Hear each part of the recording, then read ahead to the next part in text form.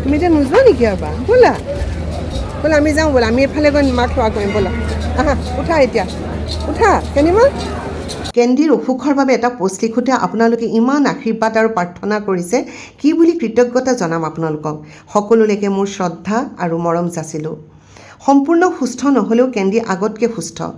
যোৱা 6টা দিন মই এটা এটা মুহূৰ্ত ভয়েৰে পাৰ কৰিছিলোঁ কেণ্ডিৰ অসুস্থ অৱস্থাত তাইক চাবলৈও মোৰ ভয় লাগে তাইৰ লাঙৰ গুৰুতৰ সংক্ৰমণৰ লগতে হাৰ্টখন এনলাৰ্জ হৈছে পৰহি হাস্পাতালৰ পৰা তাইক লৈ আহোঁতে ভাবি আহিছিলোঁ মই তাইক মা কামাখ্যাৰ কাষলৈ লৈ যাম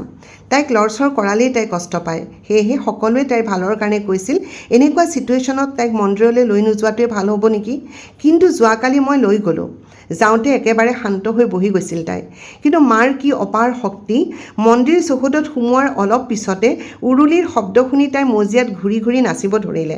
সেই মুহূৰ্তত মোৰ চকুমুখ উজ্জ্বল হৈ মনৰ সকলো ভয় নাইকিয়া হৈ গ'ল তাৰ পিছৰখিনি কি ক'ম মন্দিৰৰ বেলেগ বেলেগ অংশত তাই সেৱা লৈ লৰচৰ নকৰা হ'ল কামাখ্যাৰ মূল দুৱাৰৰ সন্মুখত তাই প্ৰায় 15 মিনিটমান বহি থাকিল তাইৰ লগতে একেলগে বহি বহুত মানুহে সেৱা কৰি গ'ল কোনেও কুকুৰ বুলি ভয়ো নাখালে আপত্তিও নকৰিলে अभी नहीं जाएंगे बहुत थक गए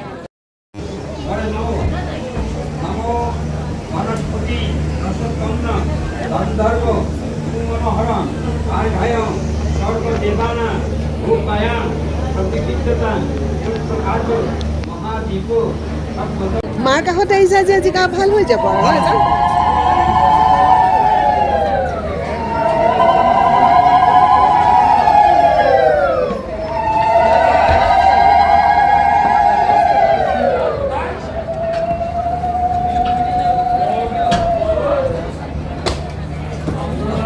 কি কৰিছা তুমি হা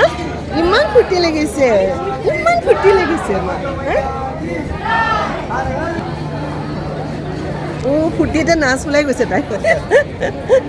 তোমাৰ ইমান গা ভাল হৈ গ'ল নে নাচ ওলাই গ'ল একদম মন্দিৰত আহি ইমান ফূৰ্তি লাগি গৈছে উঠিবই নোৱাৰি ইয়াত আহি একদম নাচ ওলাই গৈছে একদম